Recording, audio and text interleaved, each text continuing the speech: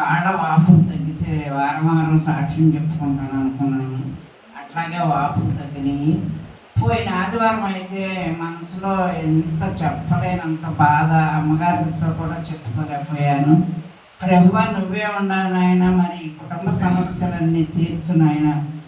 మళ్ళీ ఇదే ఆదివారం రోజు అమ్మవాళ్ళకి 3 రోజుల నుంచి లెక్కలేదు, భోజనం చేయట్లేదు, ఇంజక్షన్ చేస్తానే ఉన్నారు. జ్వరాలు ఇద్దరికి తగ్గలేదు, చెరుకు మధ్య మేము పడి ఉన్నారని ఫోన్ చేసి అమ్మ ఏడుస్తుంటే నాకు ఎంతో బాధేసి హేమంతం పంపిస్తే మరి వాళ్ళిద్దరు అలా పడి ఉంటున్నారు. ప్రభా మరి ఇక్కడికి వచ్చిన టెస్టుల్లో మరి టెస్టులు చేయాలంటారేమో హాస్పిటల్లో అనుకున్నాను. దేవుడు సమృద్ధిగా పండించాడు.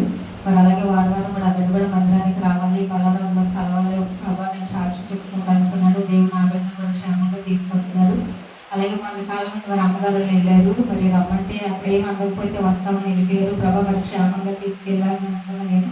ఆ బిడ్డలు క్షేమంగానే వెళ్ళిపోయారు. మరి అలాగే మీ అందరికీ నా వందనాలండి. మరి నేను చెప్పబోయే సాక్ష్యం ఏంటంటే, మరి నాకు కాలు చెయ్య మెడజాములు లాగేసినాయండి బాగా విపరీతంగా. అప్పుడు మరి అందరూ అన్నారు అలా లాగితే మరి పక్షవాతం అని అన్నారు.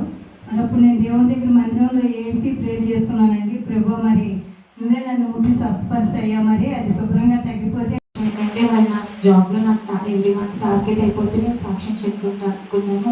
అలాగే దేవుడు కృపను బట్టి నా పట్ల ఎంతగానో కృప చూపించి నా టార్గెట్ అంతా కంప్లీట్ అవ్వడానికి దేవుడు ఎంతగానో సహాయం చేస్తున్నారు. మరి వీక్లో కూడా మరి ఎంతగానో దేవుడు నా పట్ల ఒక 5 అవ్వలాగా కృప చూపించారు. నిజంగా ఎంత దేవుడు కృప మాత్రమే. మరి సిద్ధపాట దినాలవన్నీ కూడా సజీవ లెక్కలో లెక్కించామయ్యా. ఎంతో మంది బలవంతులు చనిపోయారు, గొప్పవాళ్ళు చనిపోయారు, గనులు చనిపోయారు.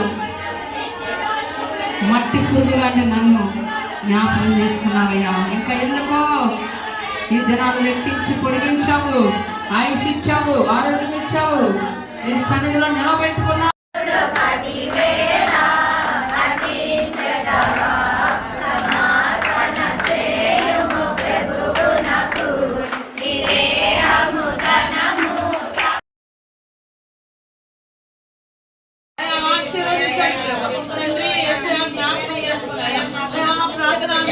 కావాలి ప్రభా. ఏసానికి స్తుతి స్తోత్రం నాయన. దావీదు కుమారుడు దీవించండి, ఆశీర్వదించండి ప్రభా. మహోన్నతునికి స్తుతి స్తోత్రం నాయన. ప్రార్థన ప్రాముఖ్యమైంది. ప్రార్థనలు, ఇల్లు ఏది కూడా మన చుట్టూ ఉండదండి. మన ప్రార్థనే మనకు ప్రాకారంగా ఉంటది. నువ్వు చేసే ప్రార్థనే నీ బిడ్డలకి, నీ కుటుంబానికి ప్రాకారంగా నిలవబోతుంది. బంగారాలు మనల్ని కాపాడవు. మనం ఎంత కోట్ల బంగారాలు కట్టుకున్నాం, మనం రక్షించు దేవుడితో నువ్వు